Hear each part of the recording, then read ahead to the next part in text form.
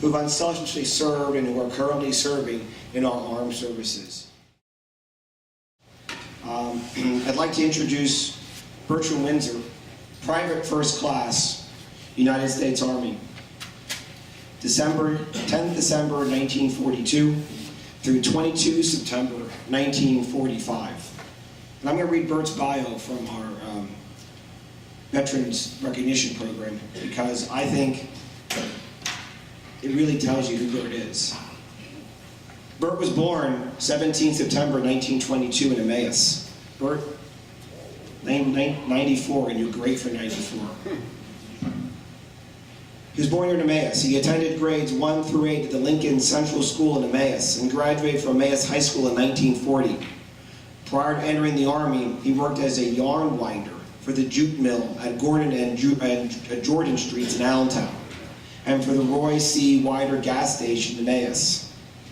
Bert was still living in Emmaus when he was drafted into the United States Army as a private on 10 December 1942. He was first sent to Camp Maxey, Texas for basic training as an infantry rifleman, and then to Fort Ethan Allen in Essex, Vermont, where he was assigned to and underwent advanced training with the 1st Special Service Force, an elite joint American-Canadian parachute commando unit, a forerunner of today's Special Forces. On 11 July 1943, Bert left with his unit for Alaska, where he fought in the Aleutian Islands campaign at Kiska and Segula Islands until returning to the States until 26 October 1943. He then left for Africa and subsequently fought in several battles, including the battles for Naples and Foggia, Anzo, Rome, Arno in Italy, southern France, and the Rhineland. At Anzo, Bert often went onto reconnaissance patrols that infiltrated German enemy camps in the area. It was at Anzo where the unit became known as the Devil's Brigade, the nickname given to them by the Germans, and of which a movie and TV History Channel documentary have been made. And I think Bert actually brought the video with him. In addition to several campaign medals for his service in the Pacific and the European Africa campaign, Bert was awarded the Purple Heart for a shrapnel wound incurred in his left shoulder on 26 September 1944 in southern France. The force disbanded and Bert was assigned to the 501st Parachute Infantry Regiment of the 101st Airborne Division at the Battle of the Bulge. After World War II ended, Bert returned to Pennsylvania and was discharged at Fort Uniontown Gap on 22 September 1945. He returned to the Lehigh Valley to marry and raise his family. Bert lived in Allentown from 1945 until 1982. He then moved and settled here to Lower Macungie Township. After the war, Bert worked for Ritter and Yost Motor Company in Allentown, Cliff Motors in Hellertown, and Mack Trucks here in Macungie. It wasn't until 25 April 2013 that Bert was retroactively awarded the Bronze Star Medal, which had been authorized for World War II combat veterans under a 1962 presidential order. Then, on 3 February 2015, at a ceremony on Capitol Hill in Washington, D.C., Bert and other surviving members of the Devil's Brigade received the Congressional Gold Medal, the highest civilian honor that Congress can bestow, and a Canadian commemorative silver $5 coin. In March 2015, he received the Knight of the French Legion of Honor, the highest French decoration from the government of France. On a personal note, I've known BertWinzer since I've been a baby. Bert attends the church where I grew up in. I never knew this about Bert until most recently, and I think Bert has been very shy about what he's done and what he has seen and who he is until recently. And I'm glad Bert wears his uniform to every Veterans Day program. I always enjoyed seeing Bert at Applebee's on Veterans Day. And he still fits into his uniform. So it's an honor to have BertWinzer to come forward to talk to us about his experience and about what it means to be a veteran.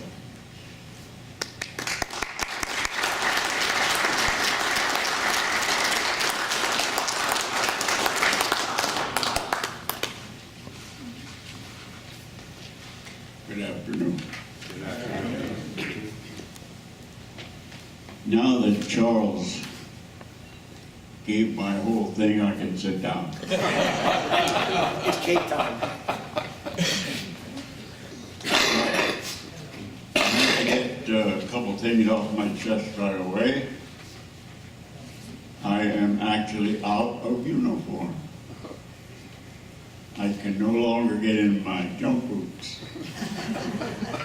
They're kind of difficult to put on. And another thing, question.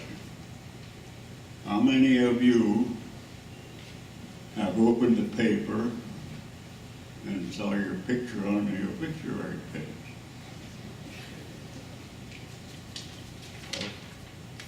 I have proof. Last year, I was speaking at Stanley Stevens' funeral home, and I opened the paper 2 weeks earlier, and there was my picture on the obituary page. In the meantime, I had arrangements to speak at Phoebe Terrace. So they had flyers. They had flyers around the home that I would be there to speak, and some of the tenants said, well, how's he going to be there? Going to bring him back from the grave? Well, fortunately, I'm still here. As Charles stated, I was born in Emos and graduated from Emmaus. My parents had a flower shop and but Dad had a little bit of landscaping business. So I grew up in the business, so to speak. In 1931, my brother George, and sisters Althea and Bertha were on our way to the Keck Sunday School up on Dalton Avenue. And we were running late, so we were running a little bit. And my brother, at 13, all of a sudden dropped dead. I was 9. So I kind of figure, and I may be all wrong on this, but that helped me to get through what was to come with all the death that I would be seeing.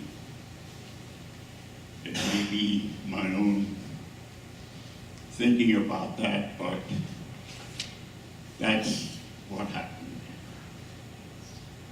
I used to work out in the fields, summertime, no shirt. I'd get so sunburned that my sisters would fight to see who could get the biggest piece of skin off my back. So I have no reason or no understanding of cancer, which is great. In the late 30s, my parents lost their home. We moved into the business building, which was about half the size of this auditorium. There were 6 of us, my parents, brother Clarence, sister Althea and Bertha.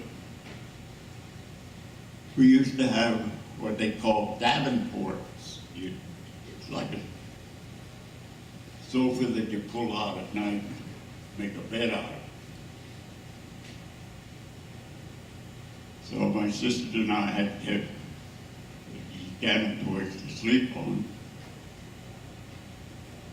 We had a 4-seater outhouse.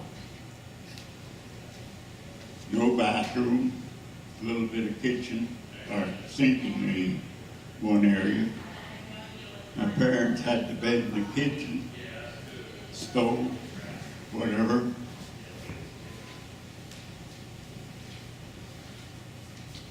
Going to school,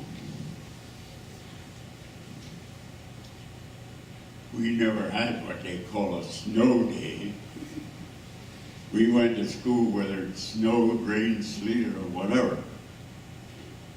And I used to wear my dad's fishing wading boots to make a path for the other kids to go to school. That brings us up to graduation. December 10th, 1942, Uncle Sam says, "I want you." The 23rd of December, 42, I was shipped to Camp Maxey, Texas, basic training. And while there, they came around with a sheet of paper for volunteers for parachute commando group.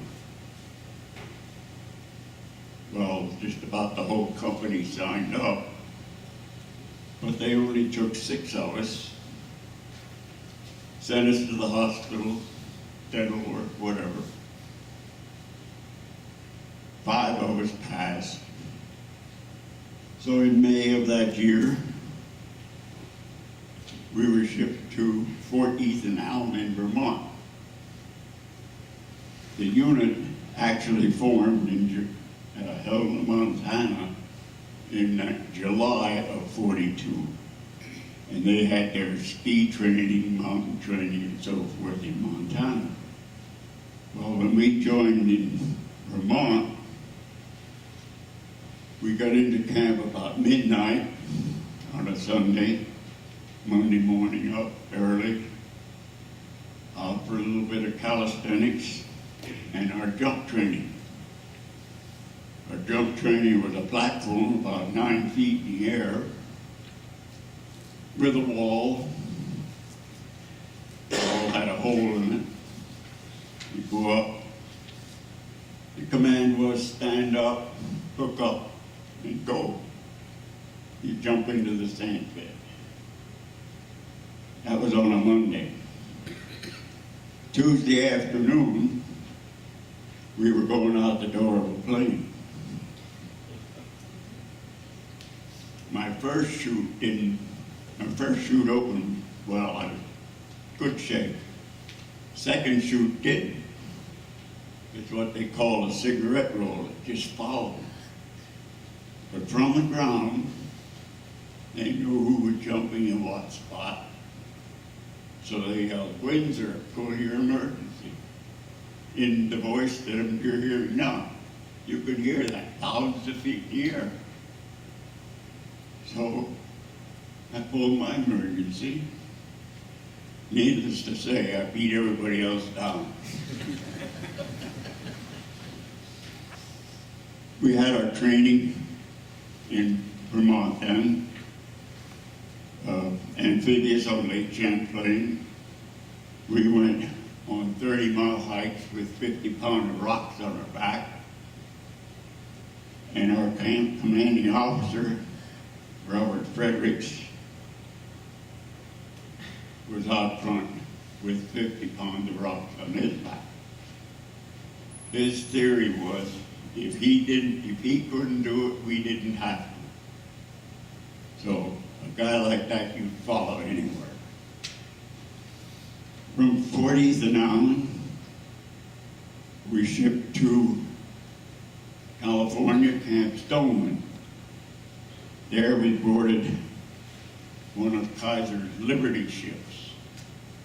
And I swear it had a round bottom because the capsize degree was 38 and we were over to 36 at any given time. Nobody was without being seasick. We landed in Amchitka, the Aleutian Islands, in July. We were only there a week or so. The Japanese had taken off. They had left the island of Kiska just before we got there. Their meals were still warm.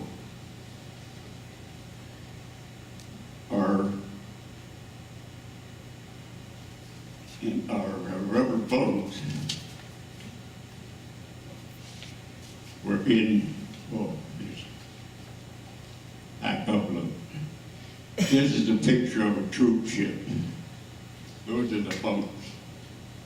Excuse me, I'm gonna have to sit down.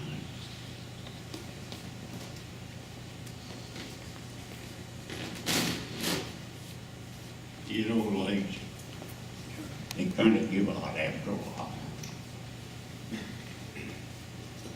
Okay. Those are the boats. So you're in there like sardines.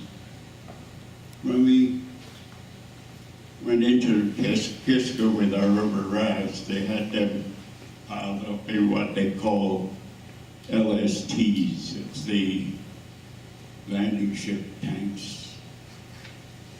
Ship, the big door at the ramps. You've probably seen them on TV. I was carrying what they call a rifle grenade, which is 30 caliber rifle, has an adapter on the barrel that you slip the grenades on and fire. I carried 12 of them, a couple bandoliers of ammunition, 45, a couple hand grenades, and one K ration. As I said, the Japanese had left, but we put our rubber rafts in the West Kiska Lake, and you couldn't have had a more beautiful night. Moonlight. Had the Japanese been there, we would have all been blown, because they had the little strip of land mine that we were on. So after we dropped our rubber rafts in the lake, we paddled up, and they were not there, but we were like ducks on a pond. We left Kiska and boarded the USS Bell, a Navy ship, to take us back to California. By the way, the trip from San Francisco to the Aleutians was 14 days. Coming back, it was only 7. From California, we came back to 40th and Allen. We're there a little bit, shipped to Newport News, Virginia, and boarded a cruise ship that was transformed to a troop ship. There was the Empress of Japan, but they changed the name of the Empress to Scotland. We went unescorted from Newport News to Casablanca. Casablanca, we boarded what they call 40-8s. The railroad cars can handle 40 men or 8 horses.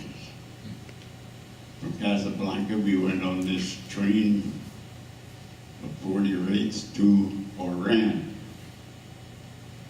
We were there a day or so, and we boarded a number of Navy ships to go to Naples. I was making a speech at the Emmaus Historical Society, and I read the article the next day in the Emmaus Press.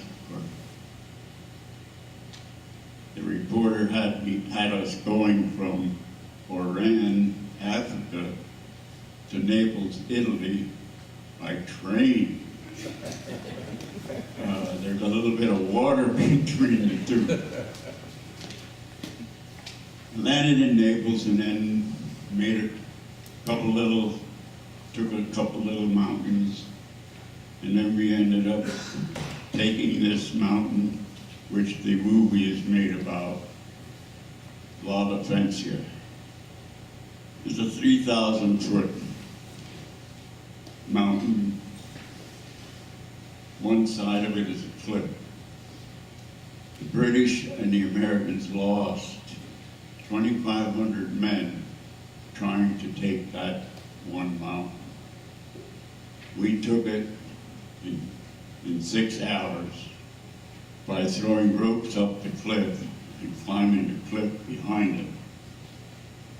We came in behind the Germans. Our company, due to the fact that we couldn't get people to supply us, was listed as a supply.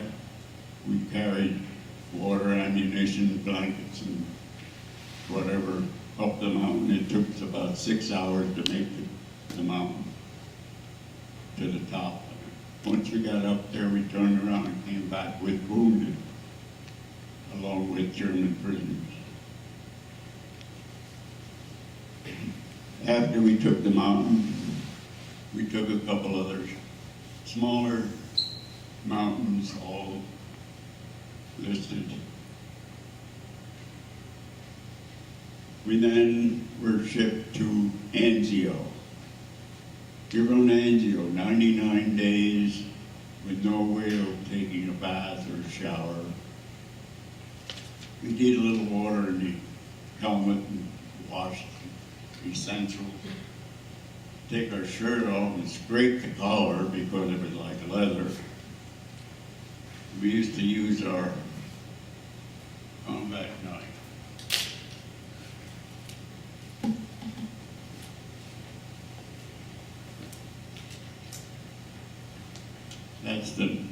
This is a replica of the knife that we carried.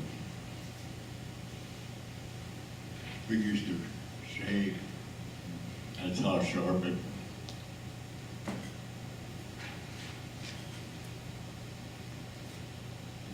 On Anzio is where we got the name of the Devil's Brigade.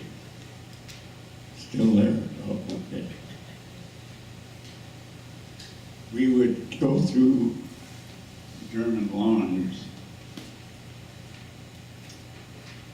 and we would leave a little sticker like this. They wouldn't see us or hear us, and we covered a German diary where the officer said the Black Devils were here, we didn't see them. And this, in German, translates to this: the worst is yet to come.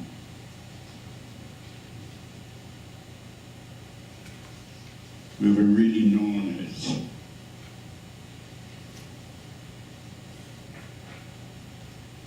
I guess you'd call them bad or good combat people because they never knew where we were or what we were up to.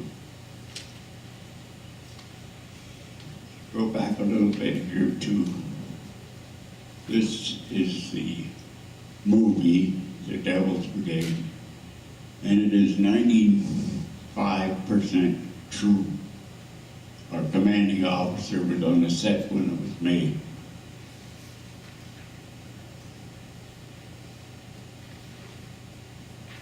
Our mail, we didn't have email and all these tricks, whatever you call them today, we get on and you could see the person, talk to the person. This was our email. That's how it came home. The size of it, when we wrote our messages on it, was like that. I sent my mother one of these little emails, and if you bear with me here, I'll kind of read it.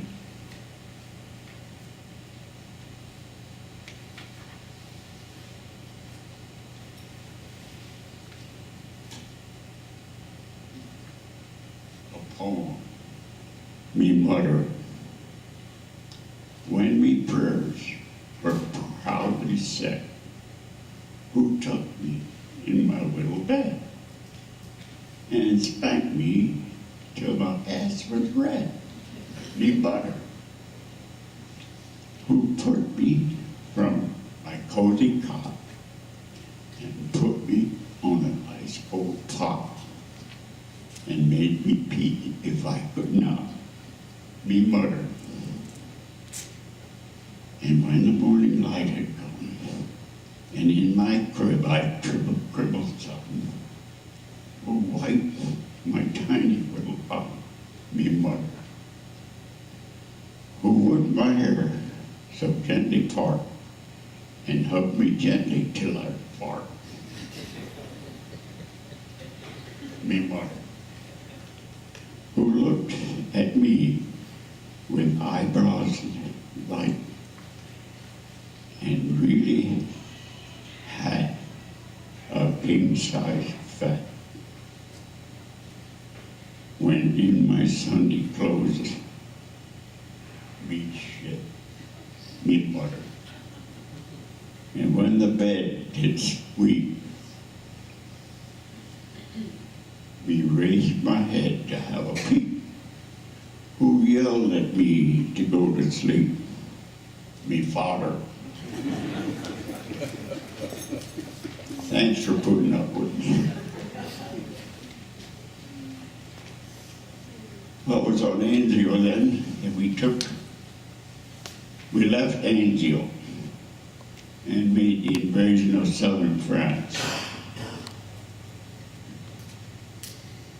It was on the French-Italian border that I received my Purple Heart.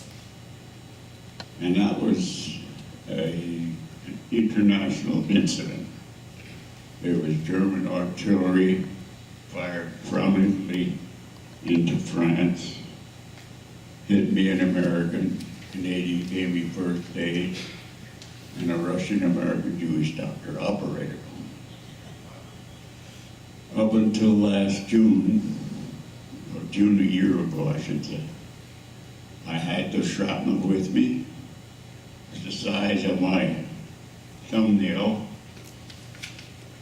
and I lost it when I was in Reading. That thing on the top there, that's a picture of my shrapnel. And the rifle on the bottom and the grenades, that's what I used to carry.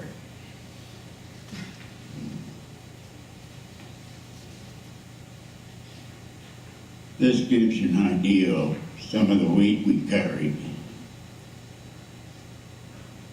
I don't know. Does anybody have an idea what this round ball is on top? That's my fart sack, my sleeping bag.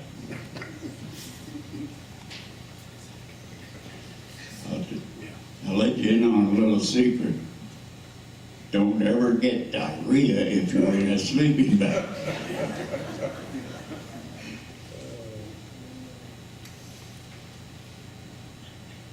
This is a picture of our combat bar.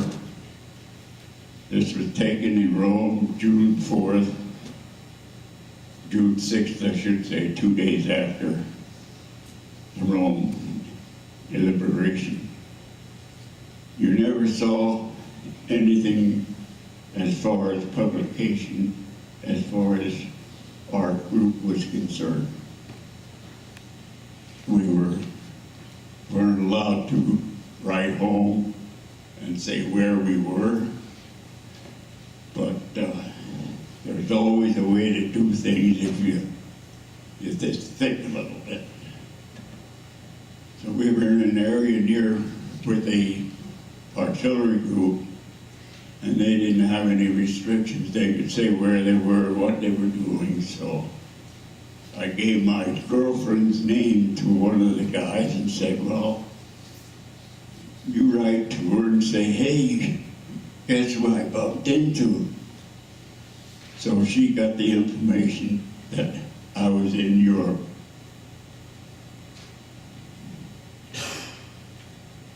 from southern France, we backed down.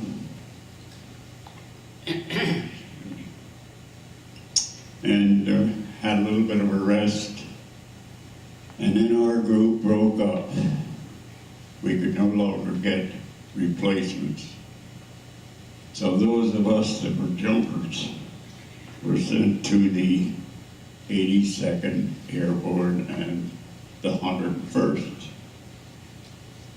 And I just happened to draw the 101st, which ended up at the Battle of the Bulge.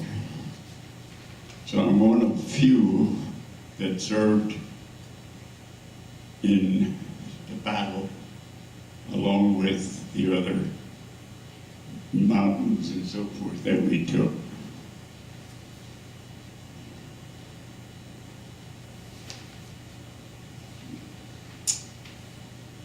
As Chuck and Charles, okay. as he mentioned,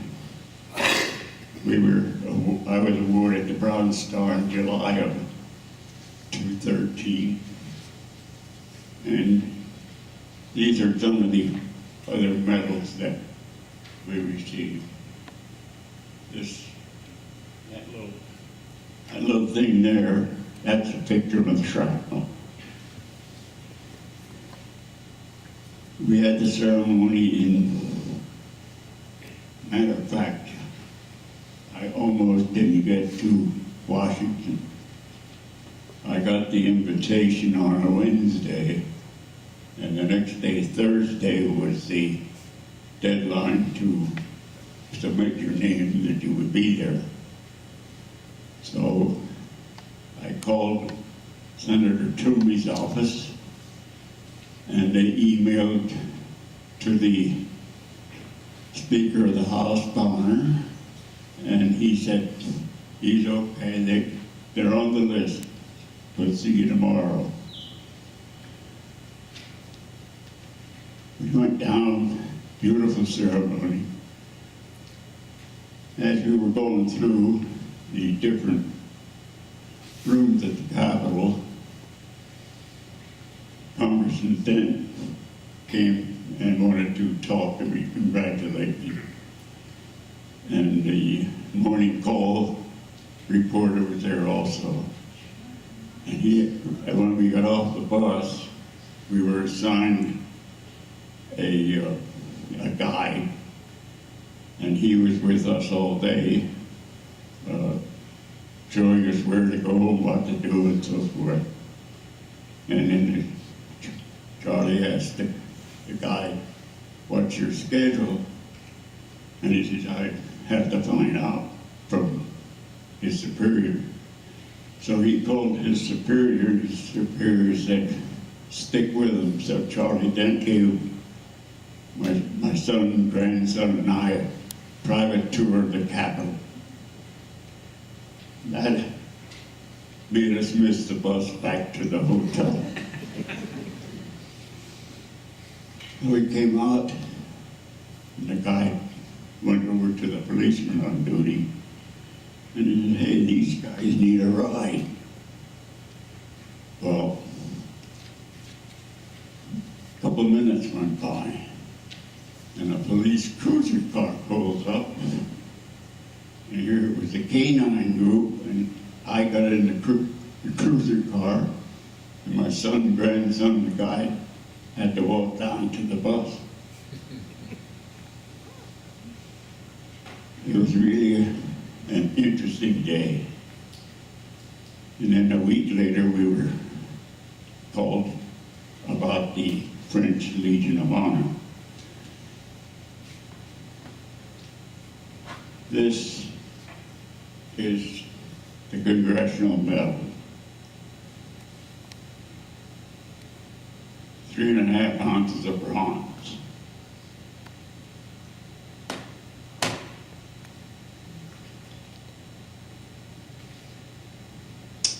Overall, I have been going around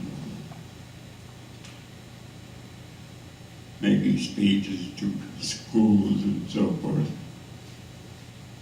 Just last year, I went to Doylestown. My great-granddaughter was graduating from middle school. So I was supposed to speak to 2 groups. I ended up speaking 2 groups before lunch and 2 groups after lunch. About 2 weeks later, I got a package in the mail, a couple of t-shirts, some pictures, and an award for being there, and a sheet of paper with kids' comments. The one that really sticks out is his presentation was really good. Well done. I learned a lot. But he says, I was kind of surprised at how well he spoke at his old age. That is what makes this all worthwhile. To go around and speak to people, let them know what happened. It's been very enlightening, difficult at times, but it's only by the grace of God that I'm here today. And I really do not feel that I'm a hero. We are all heroes. We all have someone that looks up to us. So,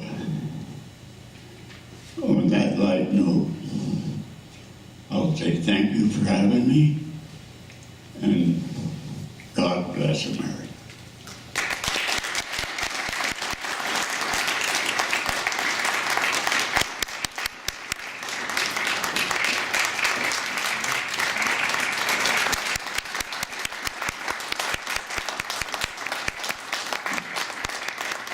Thank you, Bert. Excuse me, Bert, thank you very much. It is veterans like Bert, which is why we are here today. It is veterans like Bert, which is why we are here today.